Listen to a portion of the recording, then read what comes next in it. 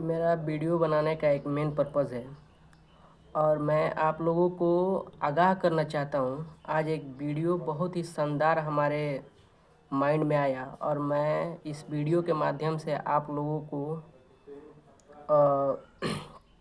आप लोगों तक पहुँचाने की कोशिश कर रहा हूँ और ये बहुत बड़ी महत्वपूर्ण बात है। आप लोग सुनिए।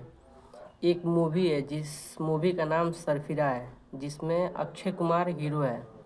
वो उस हीरोइन से ये बोला कि आप जो आज भविष्य में आज अभी जो आपके माइंड में अभी बात चल रहा है, अगर वो बात सही है तो आप फैसला 10 मिनट में करें या 10 साल बाद करें। अगर वो बात सच है तो 10 मिनट में ली गई फैसला भी सही है और वो 10 साल बाद वो अगर फैसला लेते हैं तभी भी वही फैसला है।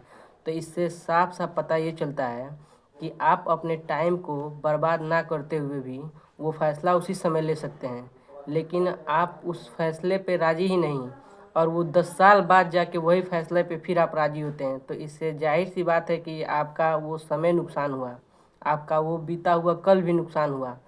तो इससे आज सरकार को ये सीख लेनी चाहिए कि जो फैसला जनता के लिए उचित है और जो फैसला जनता के लिए अनुचित है, मतलब वो सही नहीं है, तो जो फैसला हम 10 मिनट में, अगर हमारी सोच सही है, हमारे जज्बे सही हैं, हमारे नियति में कोई खोट नहीं है, तो वो फैसला हम तत्काल सुना दें। वो 10 साल बाद सुनाने की क्या ज़रूरत, जब वो उस टाइम का कोई महत्व ही नहीं रहेगा इंसान के लिए। बताइए। और सरफिया मूवी में ये दिखाया गया है कि आम जनमानस, आम जनता के लिए जो अक्षय कुमार है, वो एक फ़्लाइट एयर एयर फ्लाइट वो चालू करना चाहता है, जिससे उसमें एक मालिक रहता है। वो बताता ये है कि देखिए, इस गरीब की दुनिया में कुछ उसके लिए उचित नहीं है, जबकि वो अक्षय कुमार ये बताना चाहता है कि देखिए, गरीबों के लिए कुछ नहीं है, अमीरों के लिए बहुत सारी चीज़ें हैं। वो ये इस वीडियो के माध्यम से ये बता रहा है कि अगर हम करना चाहें तो गरीब के लिए भी बहुत सारी चीज़ें हैं, उपलब्ध करा सकते हैं, लेकिन अमीर होने नहीं देते हैं। वो उस फ्लाइट को सस्ते कराना चाहता है। यही आम आदमी पार्टी के टॉप लीडर, जज्बाती, जुनून, ईमानदारी के रास्ते पे चलने वाले राघव चड्ढा को, बताइए, उनकी आवाज़ को दबा दिया गया। बताइए, जो कि इतने शानदार नेता थे और गरीबों के मसीहा को लेकर इन्होंने काफ़ी सारे उचित बात को उठाया और उठाते ही उनको, बताइए, उनको डिप्टी सीट से हटा दिया गया। लोकसभा स्पीकर से बोल दिया गया कि इनको बोलने पर अनुमति ना दिया जाए। बताइए, ये कैसा लोकतांत्रिक है, ये कैसा भारत है। 2014 के बाद जितने भी हमारे देश में वादे हुए वो अभी तक पूरे नहीं हुए और जज्बाती भाषण और नारा ये लगाया जाता है कि हम विकास करेंगे। विकास के नाम पे ढोल चल रहा है। बताइए, जो साधु बलात्कार कर रहा है उसको पैरेल पे 40 दिन 45 दिन मिल जा रहा है। जो देश के हित में बात कर रहा है उसे आज तक भी पैरोल नहीं मिला। बताइए, ऐसी ऐसी चीज़ें हो रही हैं हमारे भारत में और ये कब तक, कहाँ तक ये सही रहेगा, आप बताइए। आप एक चुनाव जीतने के लिए, एक राज्य को जीतने के लिए, आप एक स्टेट को जीतने के लिए चला रहे हैं ये मुहिम। बताइए, आप चलाइए मुहिम, ये चलाइए, सही है, कोई दिक्कत नहीं, लेकिन आम जनता की क्या परेशानी है, क्या दिक्कत है, क्या उसे चाहिए, ये सरकार को सोचना चाहिए। लेकिन सरकार इसके बारे में कुछ ना सोचकर वो बस धर्म के नाम पर, जाति के नाम पर, मजहब के नाम पर लड़ाया जा रहा है, आपस में मारा पीटा जा रहा है, कत्ल किया जा रहा है, सरेआम इज्जत लूटी जा रही है। बताइए, कहाँ तक सही है। और एक कानून पास कराने के लिए कल या परसों संसद चली और उसमें मोदी की काफ़ी बड़ी हार हुई। जो बताया जा रहा था कि महिला बिल लाया जा रहा है, लोकसभा संसद में जो सीट 543 सीट है उसको बढ़ाकर 850 सीट करना चाहते थे मोदी जी। तो इस पे विपक्ष के नेता राहुल गांधी ने आवाज़ उठाया, और आवाज़ उठाया तो पक्ष के जो आज केंद्र में मोदी सरकार है, उन्होंने बताया कि महिलाओं के हित में लाए गए बिल को विपक्ष ने नकार दिया और इसे पास नहीं होने दिए। बताइए, अगर आप इतना ही महिलाओं के हितैषी हैं और उनके दुखों को आप हारना चाहते हैं, बूझना चाहते हैं, तो आप उनके लिए हो रहे कांड हर राज्य में, हर ज़िले में, हर जगह बताइए, तो उनके खिलाफ न्याय क्यों नहीं मिल रहा है? आप महिलाओं के खिलाफ आप प्रेरणादायक बात बता रहे हैं और बोल रहे हैं कि महिलाओं के लिए हम ला रहे हैं, ये सब कर रहे हैं, तो आखिर और भी तो महिलाएं हैं, उनको देखिए कि उनको क्या हो रहा है, उनको क्या ज़रूरत है, उनको क्या चाहिए।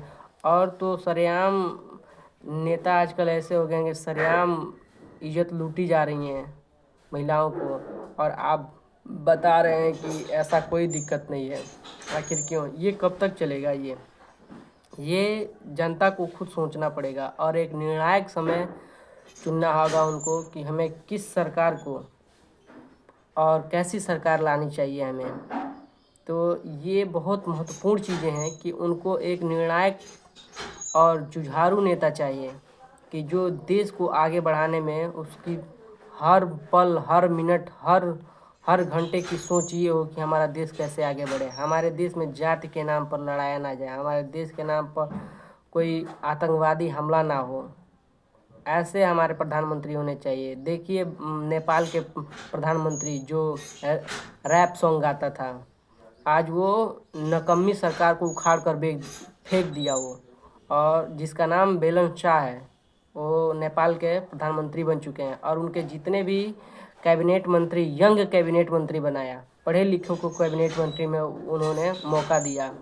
और वहाँ पे ये नहीं कि ये नेता है तो इसके लिए अलग होगा, उसके लिए अलग, सबके लिए समान कर दिया है वहाँ के। और जो भी प्राइवेट कॉलेज थे उनमें जो दलालियाँ चलती थी, पैसों के नाम पर लुटाई चलता था, शिक्षा के नाम पर लुटाई चलता था, ये उसको अलग कर दिया। और सारे नेता या गरीब के बच्चे एक ही स्कूल में पढ़ेंगे, सरकारी स्कूल में। तो बताइए, वहाँ की सरकार अच्छी है कि भारत की सरकार अच्छी है? ये आपको ज़्यादा जो बताया ये जा रहा है कि देखिए आजकल जो शोषण हो रहा है,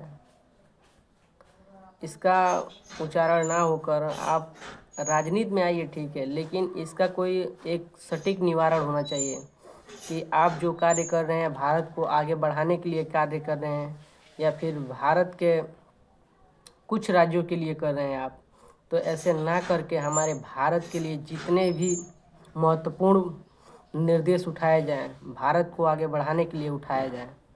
बताइए, आज हमारा भारत कहाँ है? भारत में जनसंख्या तेज़ी से बढ़ रही है, इसके ऊपर कोई बात नहीं करेगा। भारत में बेरोजगारी है, इसके ऊपर कोई बात नहीं करेगा। युवा बेरोजगार होते जा रहे हैं दिन प्रतिदिन, इस पर कोई बात नहीं करेगा। बस चुनाव आए तो घुसपैठिया मुद्दा आ जाता है, घुसपैठियों को निकालेंगे। निकालिए, आपकी सरकार 2014 से आप घुसपैठियों को निकालिए। निकाल क्यों नहीं रहे हैं? आज तक क्या कर रहे हैं कि जब चुनाव आता है तब घुसपैठिया आ जाते हैं। आप 17-16 राज्यों में बीजेपी की सरकार है, तो बीजेपी को ये सोचना चाहिए कि जहाँ भी घुसपैठिया उन्हें निकाला जाए। हम आपको सपोर्ट करते हैं कि आप निकालिए, लेकिन आखिर चुनाव आता है तभी क्यों निकाला जाता है? चुनाव से पहले भी तो निकाला जा सकता है। और वादा इतना बड़ा बड़ा किया जाता है कि हमारी सरकार अगर बंगाल में आ जाए तो 500 रुपया सिलेंडर कर देंगे। आखिर उत्तर प्रदेश बिहार भी तो आप बीजेपी की सरकार है, हरियाणा तो भी बीजेपी की सरकार है, असम में बीजेपी की सरकार है। आखिर क्यों नहीं वहाँ पे 500 रुपये सिलेंडर दिया जा रहा है गरीबों को? केवल ये चुनावी माहौल बनाया जाता है कि आपको ये कर देंगे, वो कर देंगे। बस एक लॉलीपॉप गरीब जनता को धरा देते हैं। चुनाव ख़त्म होते होते उनके हाथ में केवल डंडी बच जाता है और उस डंडी का कोई महत्व नहीं रहता है। ये बीजेपी सरकार अपना रही है। बताइए, तो हमारे देश को आगे बढ़ाने के लिए ये गंदी राजनीति करना छोड़ दीजिए। हमारे देश को बढ़ाने के लिए टेक्निकल होना ज़रूरी है, विकसित होना ज़रूरी है, स्किल डेवलपमेंट होना ज़रूरी है। जात के नाम पे ना लड़ाया जाए, धर्म के नाम पे ना लड़ाया जाए, मस्जिद मंदिर के नाम पे ना लड़ाया जाए। इस देश को कैसे आगे बढ़ाया जाए, इस पे ध्यान देना चाहिए नेताओं को। नेताओं के बच्चे लंदन, ऑक्सफोर्ड, अमेरिका यहाँ पढ़ेंगे, और गरीब के बच्चे सरकारी स्कूल में, वो भी टीचर नहीं है, छत नहीं है, लाइटिंग जो भी सुविधा है वो सब खराब हो चुकी हैं। और लिखा जाता है कि स्वच्छ भारत, सबका साथ सबका विकास। बताइए, बेटी बचाओ बेटी पढ़ाओ का नारा ये झूठ है। ये झूठ इसलिए है कि बेटी बचाओ बेटी पढ़ाओ का नारा इसलिए झूठ है कि उस पर कोई काम नहीं हो रहा है, केवल ये जुमलेबाजी नारा है। ये इस पे सरकार को ध्यान देना चाहिए, और इसके खिलाफ जो बोल रहा है उसके प्रति कार्रवाई मत करिए आप, क्योंकि आप इसके विरुद्ध जाकर अगर कोई कार्रवाई कर रहे हैं तो समझिए लोकतांत्रिक का गला घोट रहे हैं आप सरकार में रहकर। सरकार हमेशा किसी की नहीं रहेगी, आज आपका है तो कल किसी और का होगा। लेकिन देखिए, विकास अगर किसी सरकार ने कर दिया तो जनता उसको छोड़कर किसी और को भी नहीं चुनती, क्योंकि जनता और देश को यही चाहिए कि हमारा देश विकास करे और जनता को विकास मिले और शिक्षा मिले, स्वास्थ्य मिले, रोजगार मिले, ये चाहिए जनता को। मैं इसी के साथ अपने वीडियो को अंत तक बंद करने की और धन्यवाद।